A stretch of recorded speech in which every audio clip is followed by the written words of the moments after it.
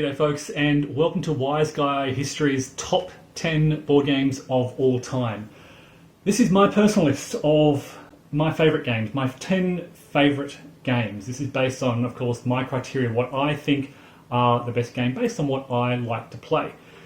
How did I come at this top 10? What are those criteria? I think most importantly for me, I love to play games that present players with what I often call tense, interesting, juicy decisions.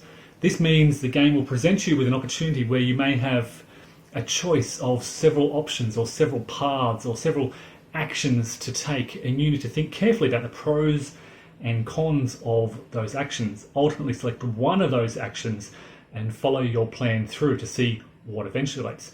It's about weighing up the available information, making that decision without really knowing for sure what's going to happen in the long term. Nothing too deterministic, nothing necessarily too random, but having a lot of information to make a well-informed decision and see how that decision eventuates, see what develops as a result of that decision.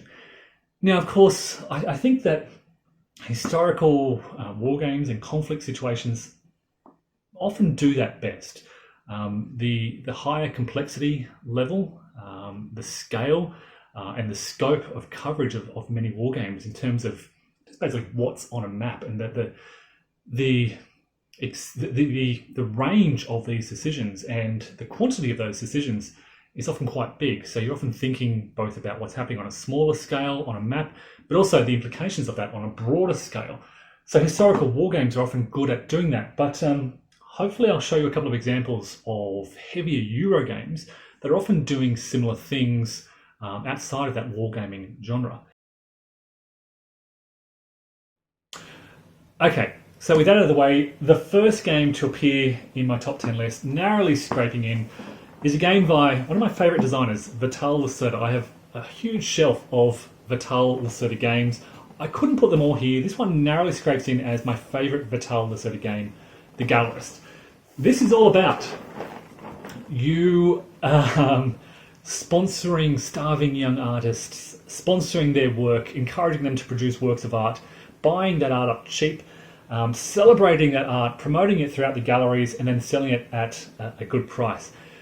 It seems like a really simple concept, but what Vital Lacerda does in many of his games is bring together various elements in a richly thematic environment to have players making those juicy decisions. Vital gives you a limited range of decisions, but the implications of those decisions are very much far-reaching, and you're often developing quite detailed and complex plans, hoping for a good outcome and then waiting to see what happens. It is well worth checking out any of Vital's games. CO2 is a great solitaire game. He has bots in most of his games so you can play these solitaire, but they're great 2, 3, 4-player games as well. He includes titles such as Lisboa, which is all about rebuilding Lisbon after the great earthquake and flood and fires. Escape Plan, all about escaping criminals, escaping a city. On Mars is all about settling Mars. Kanban is all about manufacturing cars. All of these titles are very richly thematic, very heavy Euros that guide players towards those really tense and exciting decisions. And again, my favourite and number 10 on my top 10 list is Vital Lacerda's The Gallerist. Scraping in at number 9 is, of course, Mark Sivinich's Ardennes 44. This narrowly pipped Stalingrad 42 for a place in the top 10. I rate this a little bit higher, marginally higher than Stalingrad 42. Both offer you those juicy decisions, those tension, the range of opportunities available for attack. What I love in particular about Ardennes 44 is studying those road networks through the Ardennes, looking not just at what combat I need to do on any given turn, but thinking long-term about the implications of that combat. How, if I succeed in that combat, can I exploit through this area of the forest? Can I bring more units along that road?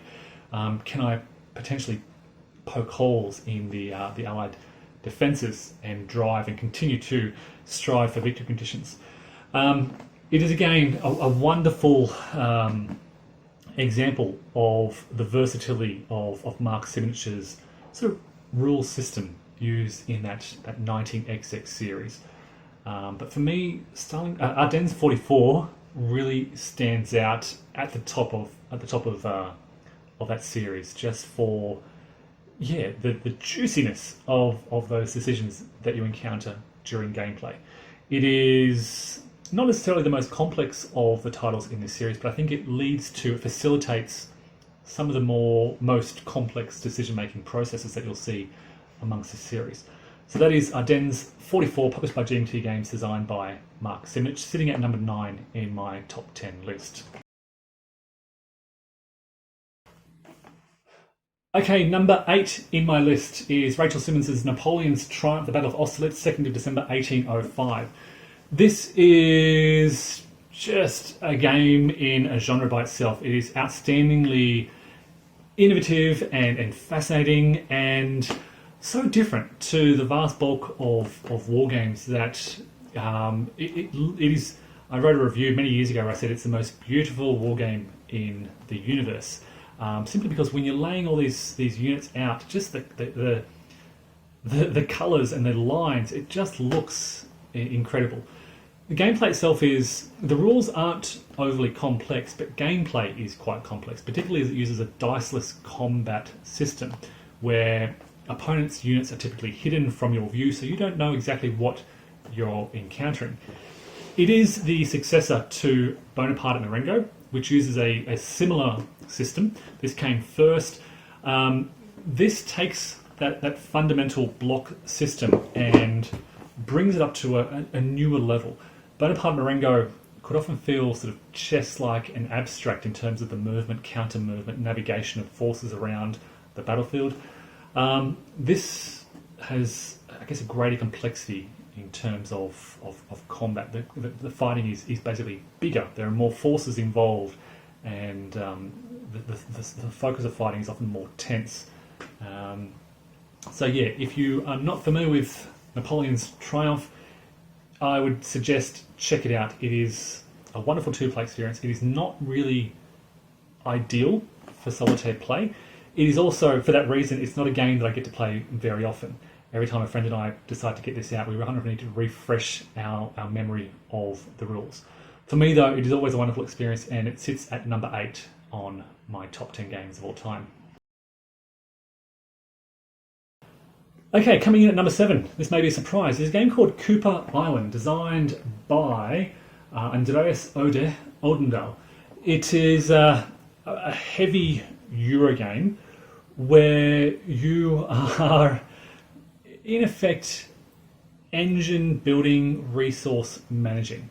It's a simple kind of mechanical description, but the blending of so many different aspects of this game, the decisions you make, are really fascinating and tense and interesting.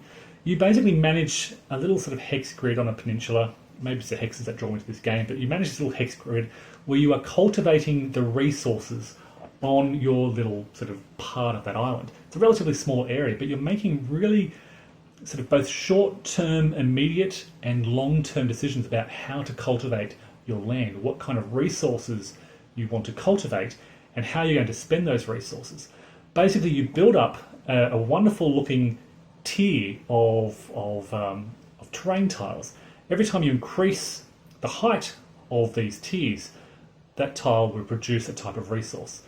And you need to spend that resource before you can build that tier up again. You're spending this resource to facilitate various developments on your little player board, so you're kind of engine building whilst tile building and planning and resource managing, because you need to spend those resources. You can't let those resources just sit there. It is multiplayer, but there is a wonderful solitaire bot system, and the experience of playing solitaire against the bot is relatively similar. It really does a really good job of replicating that experience of playing against people. Multiplayer game, there is kind of minimal interaction. It is not playing against other players, really won't interfere too much with your broader plans. Only sort of mildly, so it doesn't have really a take that kind of element to it. It's really just you're focusing on your building, you're looking at what other people are doing. Another wonderfully innovative feature here is the score track around the outside of the island doubles as sort of an action bonus track. So as you reach certain spaces, you can take bonus actions. So it's a really good use of that victory point track. Again, this is a heavy Euro game that provides players with those opportunities for really tense, exciting, and juicy decisions. And if you haven't seen this before, it is one of the most underrated Euro games, I think, of all time. Check it out. That is Cooper Island by Ode. Okay, folks, number 6 for me is part of the Grand Tactical Series, The Greatest Day. This is my favourite title in the Grand Tactical Series, and for me, it deserves a spot in the top 10. Within The Greatest Day, wow, countless hours of playability and replayability. There's so many different scenarios within this box. It's quite a big box, it's heavy, there's a lot in here, a massive footprint map. I have never played through the full campaign of Gold Juno Sword. I have just played through the many other smaller introductory and intermediate scenarios, and I've played countless hours of this game. Of course, it uses the Grand Tactical Series, company scale, movement of units around Gold Juno and Sword Beach. The system itself is wonderful. This uses version 2 of the rules, which is different to that seen in earlier titles.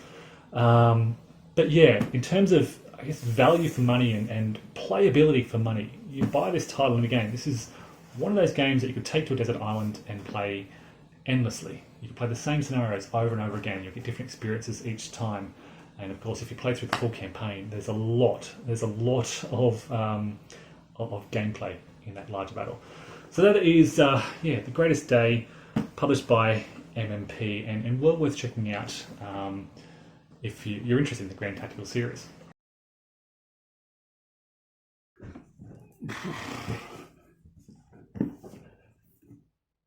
Okay, folks, number 5 for me is this big monster of a box. It weighs a ton. This is the base game, plus I've got a couple of expansions in here that I've thrown into the big box. This is a game called Kingdom Death Monster. I did a review and example play of this a couple of years ago. This is what I've described as a desert island game as well. This is a game you can play forever. There is kind of endless replayability in here.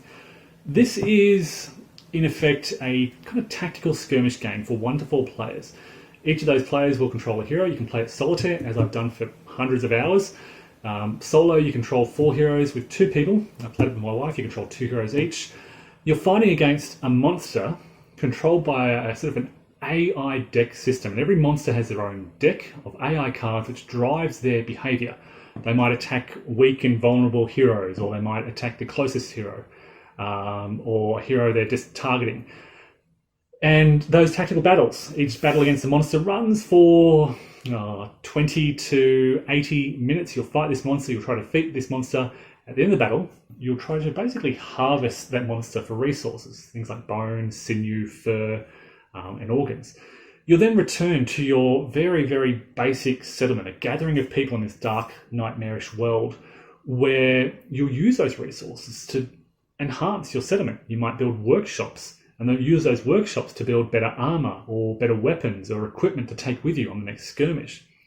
So what I love about that is that campaign element. At the end of every battle, you're coming home and you're talking with your friends about what are we going to do with this bone, fur, and so forth. So in the first mission, you fight what's called a white line. You might return home with fur and bones, and you'll build a workshop to enable you to convert those bones into bone swords or bone daggers or fur armor to protect you and enhance your ability to attack on the next battle. You go into the next battle and it might be another stronger white line. You'll again return with resources if you survive and use those resources to improve your settlement. All the while, these tactical battles are very difficult, and it's possible that all 4 of your heroes will die and you'll lose that battle. Your emphasis then is not so much on the individual heroes. You're not sort of role-playing those heroes. Rather, you're focusing upon the settlement itself, the broader community. Your energy is directed towards enhancing the prospects of that community to survive long term and defeat the threats in this nightmarish world. And that's what I love about this game, the idea of building up this community, of building these workshops and driving your tactics. The workshops you build and the weapons and armor and equipment that they can manufacture with these resources drives and shapes the tactics you bring into combat. You might focus on, let's say, a tanky hero, so you build some armor for them, but then some long-range weapons for your other heroes who can attack from range. Or you might just do 4 melee-type heroes who charge in and attack and try and do a lot of damage instantly. This all comes from your workshops, and of course you need to have the people in your population, which is usually very limited, between 10 and 20 people, to provide fighters for your skirmishes.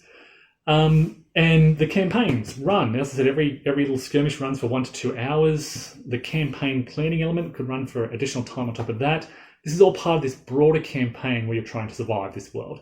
And if you die, you set up all over again, and you've learned lessons from your past settlement, and you're implementing those lessons in your new campaign. It is a very expensive game.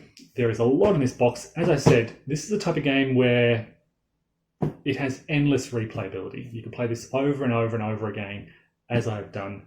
I've poured hundreds of hours into campaigns with this game, and it's still going strong. That is Kingdom Death Monster. Okay, we're into the top 4 now, and sitting at number 4 for me is a title from the La Bataille series from Clash of Arms games. This is La Bataille de Mont-Saint-Jean. This is actually an expansion to Ligny and Quatre Bras, so you need both of those titles plus this expansion to play the Battle of Waterloo. As you can see, it's a fairly small expansion, gives you the basically the Waterloo maps, and you use all the counters, all the armies basically from Ligny and Quatre Bras to play that battle. The series itself, La Bataille, is very heavy. It's a very heavy war game, but what I loved about it was I played Waterloo using the kind of introductory Marie-Louise rules, and for me at that time, it took me 3 months to play, spending about an hour each day playing through turns of that full battle, but it gave me the full Waterloo experience. From this title, I stepped up to using the Regs 30 rules for subsequent publications, but I look back on playing through the Battle of Waterloo. I've only done it once, but it's just a wonderful experience. Again, decisions across this massive battlefield, deciding what to do with corps and then divisions and regiments.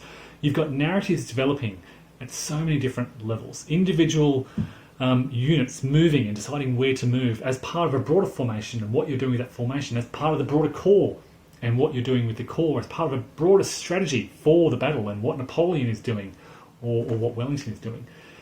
So the game system itself is great, but I think when you bring that system to these large battles, it provides you with just layers upon layers of decision making and interesting narratives unfolding. If you want to check that out, I've done a series of playthroughs of the battle, both turn-based, and I've compiled them all into a single video, and you can check that out to give a sense of how that all plays out. That is La Bataille de Mont-Saint-Jean by Clash of Arms Games, sitting for me at number 4 is just one of the most rewarding gaming experiences that I have had. Sitting at number 3 for me is a game that has long been one of my favourite games. It's a game called Demukka, first published, I believe, back in 1986. This has to be one of the driest themes for a board game that has ever been seen. It is a game about German politics and German elections. In this game, and this is the second edition published by Valley Games, this is the third edition, I believe, published by Spielworks. In this game, you play a German political party, and you're trying to win elections. And you get victory points basically for winning elections, for getting lots of votes, and for aligning your policies with a national platform. It all sounds so dry, and whenever I introduce this to friends, I have to explain it's a dry theme, but it's a really great game. What I love about this game is the blending of various kind of elements of that election. So you've got sort of media markers, and that represents how the media shapes public opinion in an area. A particular electorate will have a series of issues that they're passionate about. They might be anti-tax and pro-genetically modified foods and pro-Euro. And they will like or dislike your party based on how your platform aligns with what they like. So if they're anti-tax and you're pro-tax, they may not like you, and your favour in that electorate will go down a little bit. You then can you can increase this by changing your platform or swaying their opinion if you control the media. All the while, you can organise party meetings in that electorate to increase your sort of vote multiplier. When that electorate's election is determined, you multiply your favour by the number of party meetings you've had to determine your vote for that area. And basically the party with the highest vote wins the election in that electorate, and then you move on to the next electorate and sort of repeat a similar process. But again, it's the sort of the blending of all these different elements and the choices you're making and the planning and future planning. You're looking not just at the current election being held, but at the next electorate and the next electorate to see how your sort of platform matches what the people in those districts want. Often you're making sacrifices in one electorate, losing the election so you can win the next one by a large margin. There are things like coalition, there are public opinion polls. There's a lot of really fascinating elements to Demukka, which has kept it within my collection of favourite games for quite a long time. It's, again, not a game that you can really play solo. Ideally suits 5 people. You can play it with 4. There is a long-term game and a short-term game, but really runs, it's quite a long game as well, runs for about 3 to 5 hours depending on the experience level of the people you're playing with. That is Demukka by various publishers. Okay, sitting at number 2 for me is a fairly recent discovery for me. It is called Dean Essig's Last Blitzkrieg from the Battalion Combat series. I think it's the best game in the series. It, of course, covers the Ardennes Offensive, the Battle of the Bulge, 1944. Again, as I've spoken about with Ardennes 44, what I love about this is the choices you're making, the opportunities and the options. Every time you activate a formation, there is just a wealth of possibilities, a wealth of choices that you're navigating through. You're weighing up the pros and cons of different possibilities.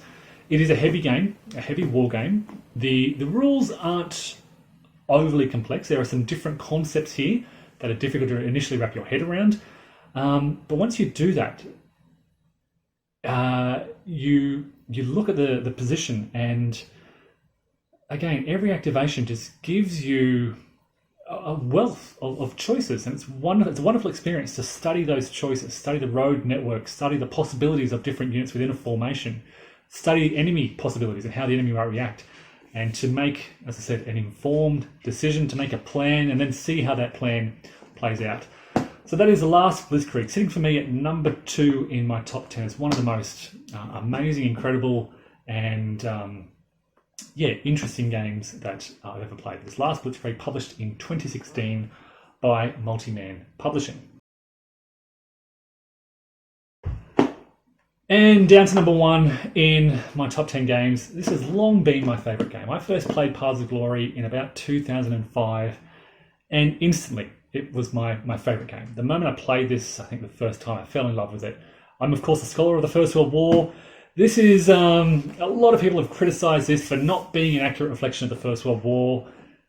Fair enough. The Russian Revolution doesn't happen very often. The Americans don't often reach the Western Front. But as far as gaming goes, and as far as the decision-making process goes, this is an outstanding game. Ted Race's Paths of Glory, published by GMT Games, many different editions over the year. The learning curve on this is huge. It's a complex enough game. I'd place this at medium to sort of, probably medium complexity. But once you learn the game, the experiential learning curve is quite huge. And that's where a lot of people fall down. It's not the kind of game that you can just set up and play and expect to get things right the first time. There's a lot of sort of trial and error expected here, and learning the game situation, appreciating what's going on. The need, for example, when the French are in trouble on the Western Front, there's a need for the Russians to attack out in the east, to relieve pressure, to force the Germans to send replacements out to the east. And that sending of German replacements to the east relieves the French of that pressure. Likewise, if the Russians are under attack, or if the Turks are under attack in the Near East, the Central Powers needs to relieve their pressure by attacking elsewhere, perhaps putting pressure on Italy, a weak spot for the Allies. All these kind of things that you really only appreciate and value and know how to deal with through practice. And that takes many, many different games of Paths of Glory. So it's a game that I have played Dozens of times, somewhere probably between 50 and 100 games of Paths of Glory since I first discovered it 16 odd years ago. And for me, it has just remained number one on my top 10 list for just the tension that card-driven system provides. Even just having a deck of cards, when you're down to your final two cards, do you play the event? Do you play ops? Do you bring replacements on? Do you strategically redeploy forces around the board? And then what do you do? If you play the ops, is this an opportunity to seize the initiative and attack, or should you rally some forces for a defense, or should you play the ops for for the event rather? You're often playing the event for the long-term benefit. It's the tension in all those different choices that for me places this and has long held this as number one. So folks, that's my top 10 list, and I think hopefully having a look through those will give you a sense of what type of games I like to play. There's a good mix here of hex and counter, of various scales of war games and Euro games and political games and games about art. So I'm not particularly driven to any particular theme. We've got here a couple of games on the Second World War, D-Day, 2 games on the Bulge. We've got Napoleonic warfare. We've got the First World War. We have German politics, art galleries, and cultivating landscapes on mysterious islands. So I'm not necessarily particularly drawn to certain themes over others. As I said at the beginning, what I love most about these games is the decision-making processes that they facilitate. And that's what I love about these games. And that's really what I love most about gaming in general. Being confronted with these exciting possibilities, these interesting decisions, and developing plans to see how they play out. So folks, again, hopefully that's given you some insight. If you'd like to know more about any of these games, hit me up. I'm happy to do some more videos. You may notice I've never done a playthrough or a review or a session report of one of my favorite games, Paths of Glory. No reason for that, but if you'd like to see more on any of these, let me know, and happy to accommodate. Thanks for watching, everyone. I hope it's been of interest, and take care.